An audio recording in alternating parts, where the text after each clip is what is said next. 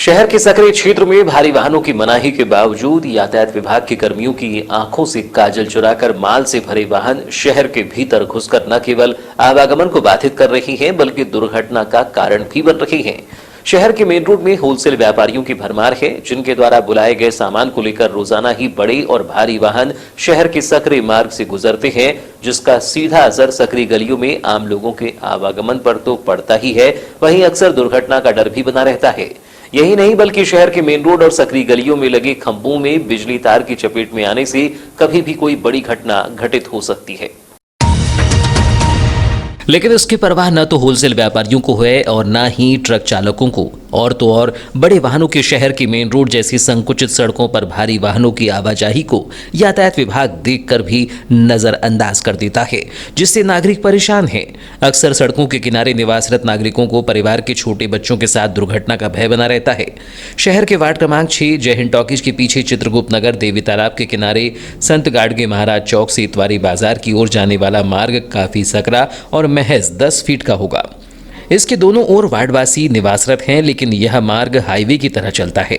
अक्सर इस मार्ग पर व्यापारियों के गोदाम होने के कारण यहां से भारी वाहनों का आवागमन हाईवे की तरह होता है, जिससे आए दिन दुर्घटना का भय बना रहता है, जिसके चलते रहवासी भी दहशत के साए में जीते हैं। वार्डवासियों की माने तो रोजाना ही यहां स्थित व्यापारियों के गोदाम में भारी वाहनों का सामान लेकर आना जाना होता है। 19 फरवरी को यहां से गुजरने वाले एक भारी वाहन ने सड़क किनारे लगे बिजली के खंभे को टक्कर मार दी और ट्रक वहीं फंसा रहा, जिसके बाद जहां वार्ड की बिजली गुल हो गई, वहीं सड़क पर गुजरने वाले भारी वाहनों की कतार लग गई। मार्ग से गुजरने वाले भारी वाहन फंस गए और जाम जैसे हालात हो गए, लेकिन दूर दूर तक यातायात का अमला नजर नहीं आया और अन्य लोगों को आवागमन में भारी परेशानियों का सामना करना पड़ा, जिसको लेकर वार्डवासियों ने नाराजगी जाहिर कर लगातार सकरी गलियों से हाईवे की तरह गुजरते भारी वाहनों की आवाजाही पर रोक लगाए जाने की मांग को लेकर वार्डवासियों ने तय कर लिया है कि आगामी दिनों में वह पुलिस अधीक्षक कार्यालय पहुंचकर इसकी शिकायत करेंगे। इस दौरान रहवासी अशोक गोंडाने ने कहा कि यह मार्ग केवल 10 फीट चौड़ा है, यहां से पास में स्कूल अस्पताल है। इस मार्ग पर व्यापारियों ने गोदाम बनाकर रखे हैं, जहां रोजाना ही सामान छोड़ने 10, 16 एवं 18 चक्का वाहन आती हैं, जिससे कभी भी कोई दुर्घटना का भय बना रहता है। हमारी मांग है कि यह स्थापित गोदाम को शहर के बाहर किया जाए, अन्यथा आगामी समय में रहवासियों को आंदोलन करने मजबूर होना पड़ेगा। यहाँ पे आए दिन ये तो दुर्घटना होती रहती है, क्योंकि आज तो ये ट्रक फंसा है, खंभे को मार चुका है, क्योंकि इस रोड की चौड़ा नहीं है, 10 फुट है और छोटे छोटे यहाँ से बच्चे स्कूल जाते हैं, अस्पताल लगा हुआ है और रोज आने में बड़े बड़े ट्रक यहाँ से निकलते हैं। तो हम ये चाहते हैं जो बड़े बड़े गोदाम इन्होंने जो बना के यहाँ रखा हुआ है, इसको बंद किया जाए और जो बड़े वाहन 16 चक्का 18 चक्का जो यहाँ से गुजरते हैं, इसको बंद किया जाए। अगर इस तरह से ही अगर ये हादसे होते रहे, एक दिन मोहल्ले वाले आंदोलन करेंगे और चक्का जाम कर देंगे। अच्छा बताएंगे, बालाघाट धीरे धीरे बड़ा शहर होते जा रहा है, ट्रांसपोर्ट नगर की यहाँ पर कमी देखी जाती है जो नहीं है ट्रांसपोर्ट नगर, तो क्या ये आपके वार्ड को ही ट्रांसपोर्ट नगर बना दिया गया है? यहाँ तो पूरा ट्रांसपोर्ट बना दिया गया और मैं ये प्रशासन से ये चाहूँगा कि जितना यहाँ पे जो व्यवसाय हो रहा है ट्रांसपोर्ट का, इसे बाहर आउट एरिया में ले जाके स्थित किया जाए कि यहाँ ये शहरी क्षेत्र एरिया, यहाँ बड़े बड़े जो ट्रक जाते हैं, इसे बंद किया जाए। रहवासी अशोक मेश्राम ने कहा कि रोजाना ही इस मार्ग से भारी वाहन आती जाती हैं, घर के छोटे छोटे बच्चे खेलते रहते हैं। आज ट्रक ने खंबे को टक्कर मार दी, जिससे तेज चिंगारी निकली, जिससे कभी भी कोई बड़ा हादसा हो सकता था। कई बार रहवासियों ने व्यापारियों से निवेदन किया कि वह छोटे वाहनों से सामान ला ले, लेकिन कोई ध्यान नहीं दिया जा रहा है। भैया भारी भारी वाहन जाते हैं, 10 चक्का 6 चक्का, आप ये रोड देख सकते हैं कि मतलब 10 फीट की रोड होगी। यहाँ से भारी भारी वाहन 16 चक्का भी जाता है और छोटे छोटे बच्चे मोहल्ले के आजू बाजू खेलते रहते, कभी कोई बड़ी दुर्घटना का शिकार ना हो सके करके हम अभी आज हो ही गया, एक खंबे को इन्हें ठोक दिया और घर से स्कूल भी है, घर से क्या बोलते चिंगारी निकल के कल को कोई बड़ा हादसा हो जाता तो ये बहुत ही मतलब बहुत बड़ा रूप ले लेता है। इसलिए हमने कई बार ये वाहनों को मना किया, व्यापारियों से भी निवेदन किया कि यहाँ से बड़े बड़े वाहन अपना जितना भी लोडिंग है छोटे वाहन में किया जाए तो ही अच्छा होगा, लेकिन वो मानने में नहीं है। अभी कुछ दिन पहले ही हम लोग ने एक आवेदन बनाया और एसपी साहब के पास में जाने वाले हैं। अच्छा, देखा जाता है ये रोड से जब वाहन आगे जाते हैं और वहाँ से टर्न मार के जब ये जैन टॉकीज की ओर जाते हैं, बीच की जो नाली है पूरी तरह से क्षतिग्रस्त हो चुकी है इन बड़े बड़े वाहन जानों से। क्या समस्या रहती है बारिश के दिनों में? बारिश के दिनों में वो पूरा बहुत पानी भर जाता है, लोगों के घर तक के पानी में अंदर चले जाता है, लोग को बाढ़ पीड़ित तो जाता है ये वार्ड इस कारण से, नली के कारण से। पूरा नली का पानी साफ बीच बीच बहुत सारी चीजें। अभी कितने देर से यहाँ ट्रक फंसा हुआ है और ये जाम लगा हुआ हो गया है मिनिमम, ट्रक फंसा हुआ है और जाम लगा हुआ। आप पूछो। रहवासी साजिद परवेज ने कहा कि सड़क बहुत सकरी है, जहां से भारी वाहनों का आवागमन प्रतिबंधित है। बावजूद इसके व्यापारियों का माल लेकर आने वाले भारी वाहन यहां से गुजरते हैं। न ही यह सड़क हाईवे है और न ही मेन रोड। आज वाहन ने विद्युत पोल को टक्कर मारी है। रोजाना ही यहां से भारी वाहनों के गुजरने से रहवासी परेशान हैं। ये ट्रक ने उसको विद्युत पोल को मार दिया है, पूरे तार हिल गए हैं, लाइट गोल है। और ये रोज की प्रक्रिया है। वो देखिए पीछे एक चक्का 16 चक्का खड़ा है, उसके पीछे 10 चक्का खड़ा है। अब ये रहवासी एरिया है, ये राजमार्ग नहीं है ना मेन रोड है। यहाँ ये रोज की प्रक्रिया है, सुबह से लेकर शाम तक। हम बहुत जल्दी एसपी साहब को भी आवेदन देने वाले हैं, ये भारी वाहनों का प्रतिबंधित किया जाए। यहाँ कुछ व्यापारियों ने चिल्लर थोक दुकान बनाए हैं, गोडाउन है, तो वो छोटी गाड़ी से लोडिंग अनलोडिंग करें। हमको उनके धंधे पानी से मतलब नहीं है, लेकिन ये 10 चक्का 12 चक्का सुबह से शाम तक यही प्रक्रिया होती है। कई बार ट्रैफिक जाम होता है, स्कूल की वैन रुकती है, मरीज की एम्बुलेंस रुकती है। ये सुबह से शाम तक कई बार होता है। तो अगर ऐसा ही चलते रहा तो वार्डवासी क्या अगला कदम उठाएंगे? अगला कदम बस अभी हम एसपी साहब को आवेदन देने वाले हैं। एसपी साहब की जो भी इसमें एक्शन करेंगे उसके बाद देखते क्या होता है। अब यहाँ से आवागमन बंद किया जाए बड़े वाहनों का। बिल्कुल आवागमन बंद किया जाए। 10 चक्का 12 चक्का, ये रोड आप देख रहे हैं 10 फीट चौड़ी रोड है। एक ये 16 चक्का खड़ा हो गया, अब दूसरी गाड़ी कहाँ से आएंगी जाएंगी आप बताइए।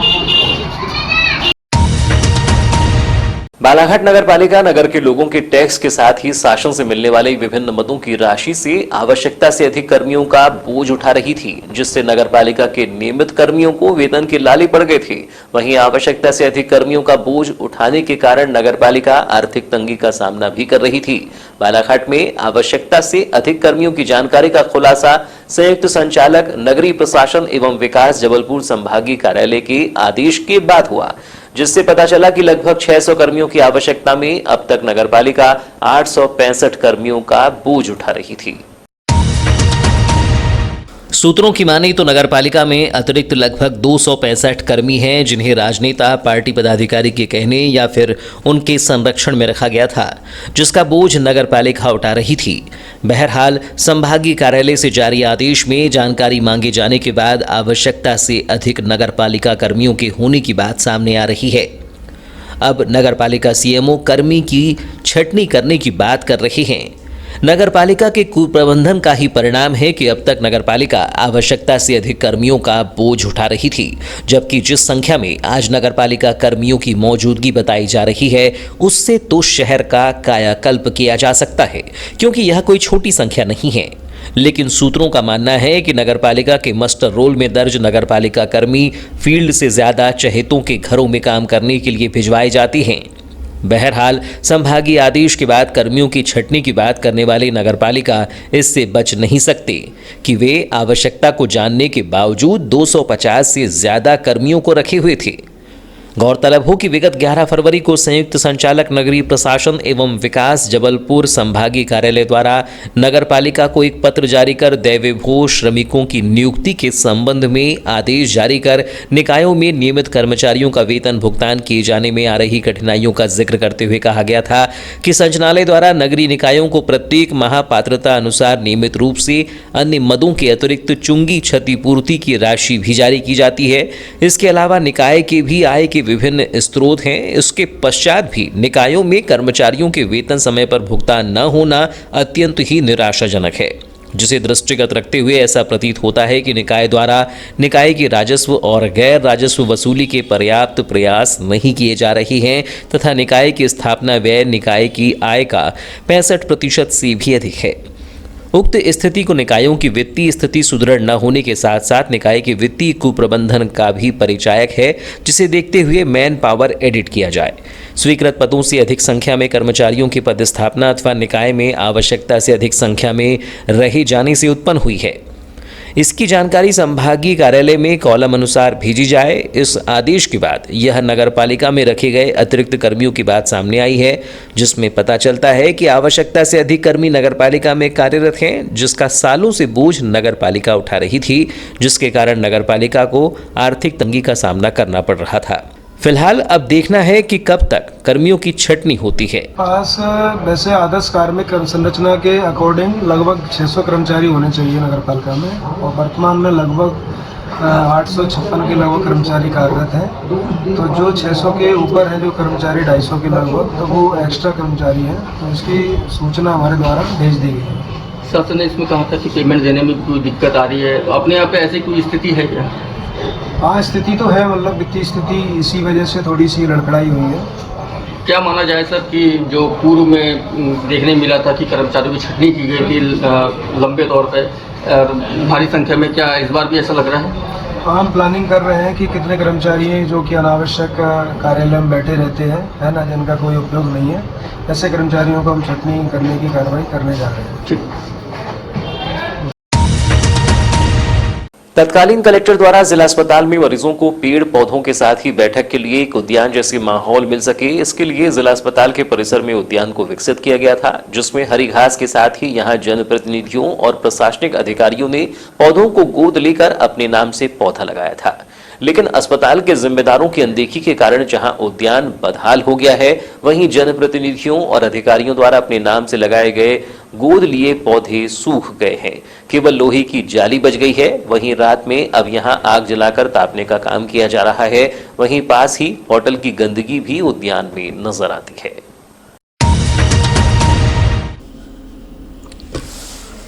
जिसको गंभीरता से लेते हुए 18 जनवरी से प्रारंभ की गई निर्भया मोबाइल की शुरुआत में ही सीएसपी अपूर्व भलावी, कोतवाली थाना प्रभारी कमल सिंह गहलोत, निर्भया मोबाइल प्रभारी प्रीति सिंह गोतिया सहित महिला आरक्षकों के साथ पुलिस बल ने मोती उद्यान का निरीक्षण किया, जहां कुछ साथ बैठे युवक युवतियों को संदेह के आधार पर पकड़ा गया तो पहले वह एक दूसरे को रिश्तेदार बताने लगे।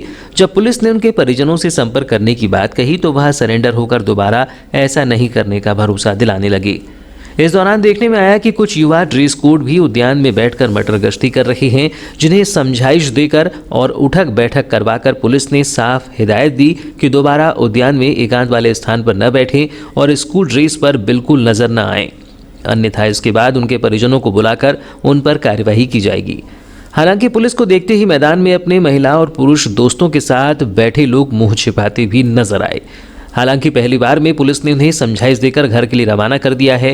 इस मामले में सीएसपी अपूर्व भलावी ने बताया कि हमें शिकायत मिली थी कि उद्यान में असामाजिक तत्व बैठे रहते हैं, जिसे संज्ञान में लेकर आज निरीक्षण किया गया तो पाया कि अनावश्यक रूप से लोग यहां बैठे थे, जिन्हें समझाइश दी गई है।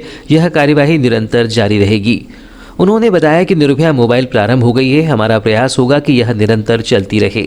एक सवाल के जवाब में उन्होंने कहा कि यहां समय समय पर चेकिंग की जाएगी और यदि कोई नशा करते पाया जाता है तो कार्यवाही के साथ ही उससे पता किया जाएगा कि वह यहां नशीला पदार्थ कहां से लाया है। हॉस्पिटल है शहीद भगत सिंह जिला चिकित्सालय बालाघाट, वहाँ पे जो अस्पताल के परिसर में एक गार्डन बना हुआ है, उस गार्डन में एक निर्माण कार्य चल रहा है। वो है एक्चुअल में वाटर हार्वेस्टिंग सिस्टम, जो नेशनल क्वालिटी एश्योरेंस और केपीआई की जो गाइडलाइन है कायाकल्प की, उसमें ये कहा जाता है कि जो गवर्नमेंट हॉस्पिटल है, जो हेल्थ सेक्टर होते हैं, उनको इस तरह से निर्मित किया जाए कि जो भी मरीज आता है वो वहाँ पे उससे ऐसा माहौल मिले कि वो जल्दी से जल्दी ठीक हो, उसे स्वच्छ माहौल मिले और उसके दिमाग में और उसकी मानसिकता ऐसी बने कि हाँ, इस हॉस्पिटल में आके मैं ठीक होने आया हूँ, और वह जल्दी से जल्दी अपना स्वास्थ्य ठीक करे। इसलिए इस गाइडलाइन के अनुसार हॉस्पिटल को बदलाव किए जा रहे हैं। और वाटर हार्वेस्टिंग सिस्टम एक ऐसी चीज़ है कि जो प्राकृतिक रूप से जो रेन वाटर जो होता है, जो वर्षा होती है, उस पानी को हम जो आता है उसको हम कैसे सेव कर सकें और किस काम में यूज़ कर सकें। तो वाटर हार्वेस्टिंग सिस्टम एक ऐसा प्लान है जिसमें जो पानी गिरता है तो उसको हम कंजर्व करके उसको अदर यूज़ में ले सकते हैं। जैसे गार्डन है तो वहाँ की गार्डन की जो ज़मीन है वो थोड़ी उपजाऊ हो, नमी बनी है, तो वहाँ पे पेड़ पौधे लगाए जा सकें और उस पानी का हम यूज़ कर सकें। सर, ये भी देखने में आया है कि कुछ जनप्रतिनिधियों के नाम के वहाँ पौधे भी लगाए गए हैं। हाँ। जो देख रेख में नहीं है, कुछ पौधे उसमें से मर भी चुके हैं। हाँ। तो सर, क्या इनको संरक्षित करने के लिए अस्पताल प्रशासन का? बिल्कुल बिल्कुल, इनके संरक्षण के लिए बिल्कुल ध्यान में दिया जाता है, लेकिन अभी वहाँ काम होने के कारण थोड़ी सी अव्यवस्था बनी हुई है वहाँ पे, क्योंकि एक साइड में काम करते वक्त वहाँ पे जेसीबी वगैरह बुलवाई गई थी, तो वहाँ से दीवार को भी थोड़ी तोड़ी गई है वहाँ पे। कार्य होने के कारण थोड़ा सा अभी वहाँ पे ध्यान नहीं हो पा रहा है, लेकिन उस गार्डन को उन्नयन किया जाएगा और माननीय कलेक्टर महोदय सर के द्वारा ही ये मतलब निर्देश दिए गए कि इसे वाटर हार्वेस्टिंग को बनाया जाए और अस्पताल में